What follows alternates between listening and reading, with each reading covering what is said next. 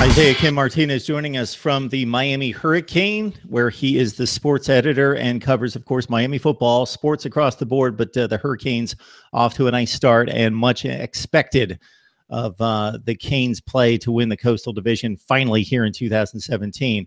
Malik Rosier, of course, a topic from the time that he was named the starter. I don't want to say that it was a controversial choice, but it certainly was a competitive battle, and N'Kosi Perry is the guy that everyone's looking forward to. But much to be gained from this season and trying to win an ACC championship. And your thoughts about his development? It's been spotty, but I thought in the Duke game, sure, he missed some throws. Almost every quarterback in the country misses throws, but he seemed to run the offense, and he got off to a hot start. Cold middle, and then he seemed to finish strong. Yeah, when you start off completing your first 9 passes, I mean, you kind of expect the game to just keep going in that direction. The Canes obviously started very hot offensively and defensively for that matter. But then Rosier, in the third quarter, you saw him a couple passes on the interception, obviously a route where Amon Richards was wide open, but on a couple others, saw some passes go awry, in places where, where's the receiver? It wasn't in that area.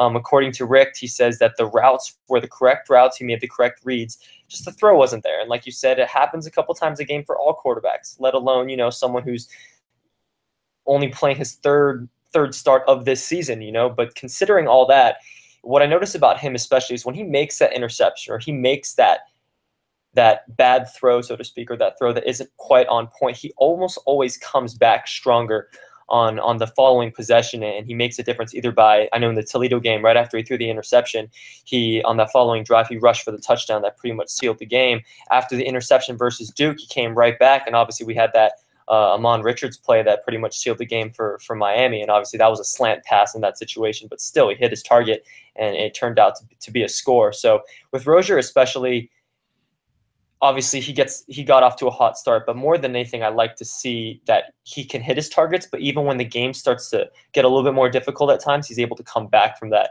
and improve and not let that rattle him, especially in an environment like Duke going into Florida State, and even 10 times as hard of an environment, you want to make sure you have kind of that mental toughness to be able to succeed in that area.